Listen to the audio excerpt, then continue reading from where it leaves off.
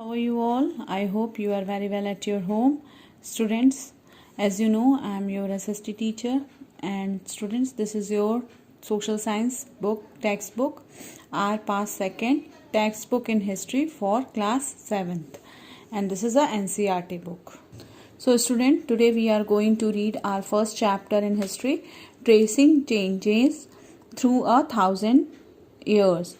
मतलब हज़ारों वर्षों के दौरान हुए परिवर्तनों की पड़ताल, मतलब हज़ारों वर्ष पहले जो भी परिवर्तन हुए थे उसकी जांच पड़ताल करना. Okay, take a look at the map 1 and second.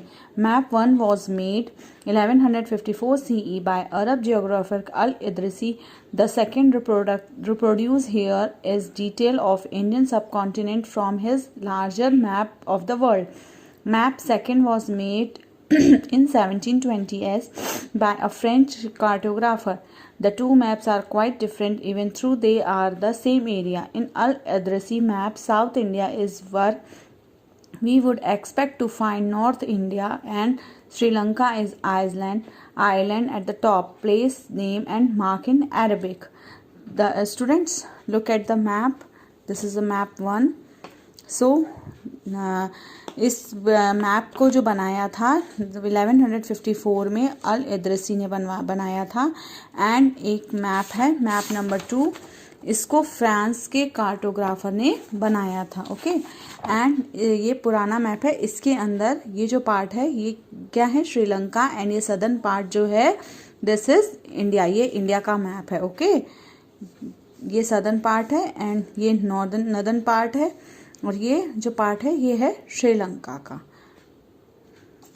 And there are some well known name as a Kannauj in Uttar Pradesh.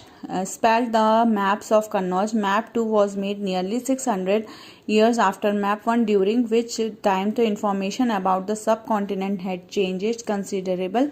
This map seems more familiar to us and coastal areas particular and surprisingly detailed. This map was used by European sailors and merchants to their voyages.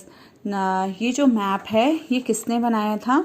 ये मतलब एक जो geography French के जो cartographer थे उन्होंने 1720 में इस मैप को बनाया था.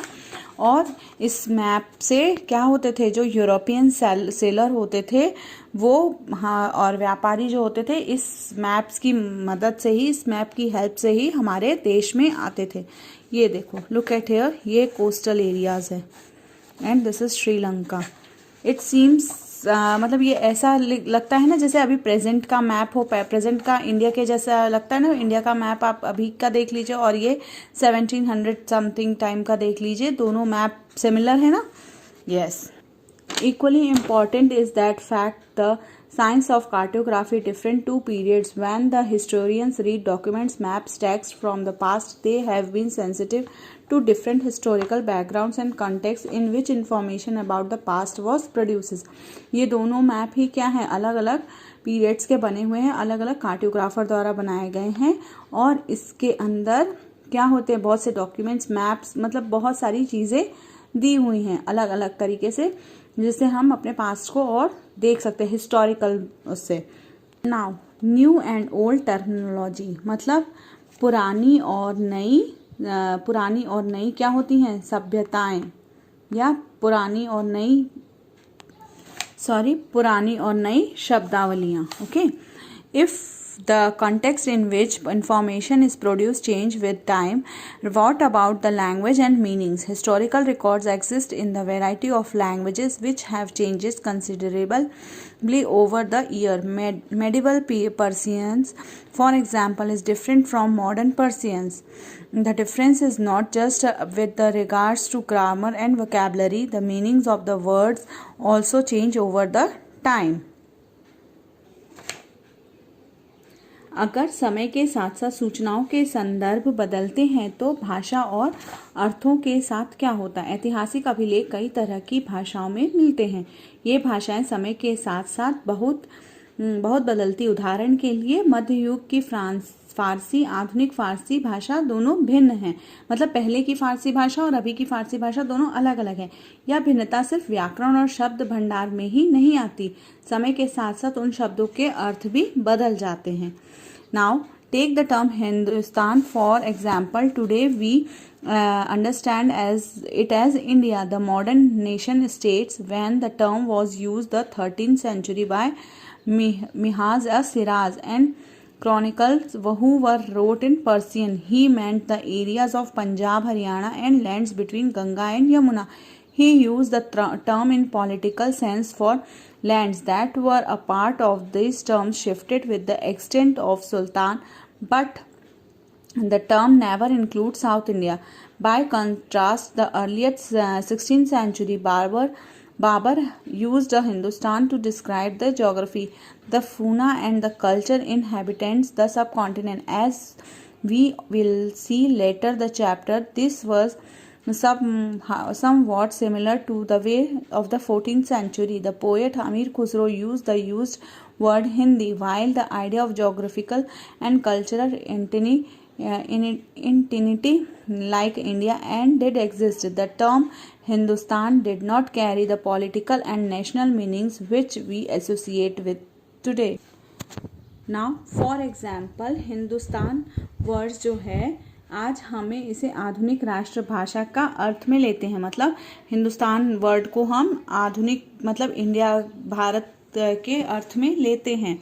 13वीं शताब्दी में जब फ्रांसीस के इतिहासकार मिहाज ए सिरजा ने हिंदुस्तान शब्द का प्रयोग किया था तो उनका आशय पंजाब, हरियाणा और गंगा यमुना के बीच स्थित इलाकों से था। उसने एक शब्द का राजनीतिक अर्थ में उन इलाकों के लिए इस्तेमाल किया जो दिल्ली के सुल्तान के अधिकार क्षेत्र में आता था।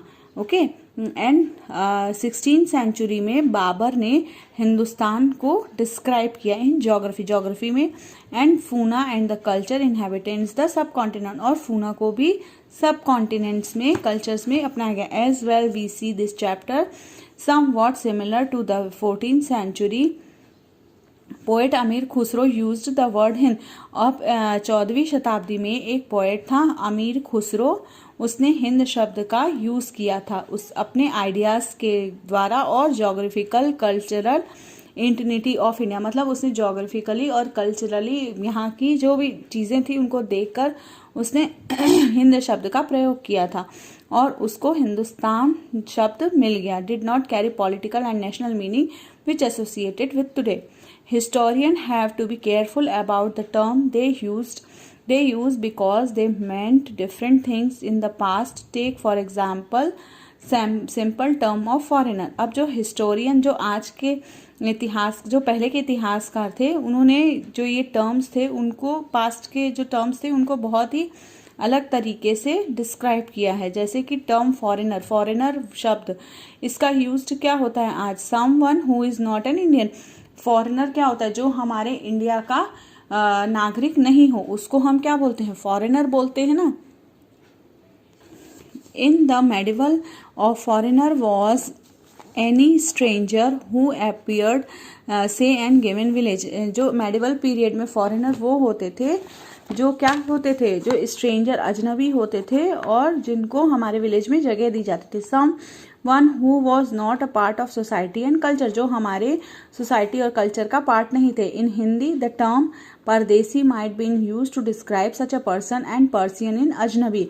ऐसे लोगों को हिंदी में हम क्या बोलते हैं, परदेसी, और पर्सियन में उनको बोलते हैं हम अजनबी, जिनको हम जानते नहीं है। The city dweller therefore might have been regarded a forest dweller as a foreigner, but two peasants living in the same village were not foreigners to each other, even though they may have different religions and caste and background.